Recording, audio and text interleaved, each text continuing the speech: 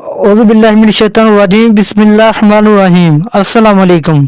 आज की इस वीडियो में हम आपको वज़न कम करने के 5 आसान तरीके बताएंगे जिनको आप फॉलो करके आपका वज़न कम हो जाएगा।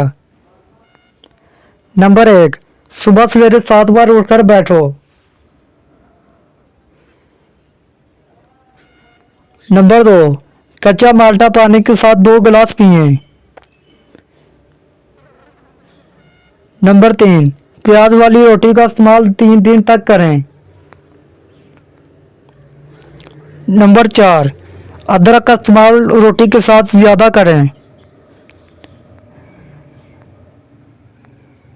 नंबर 5, लहसुन की एक डाली रोटी के बाद फ़ौरन कच्चा खाएं। मज़ीद वीडियो देखने के लिए हमारे YouTube चैनल रोशन को सब्सक्राइब कीजिए और वीडियो को लाइक और शेयर कीजिए। Thanks for watching. अगली वीडियो तक के लिए अल्लाह हाफ़िज़।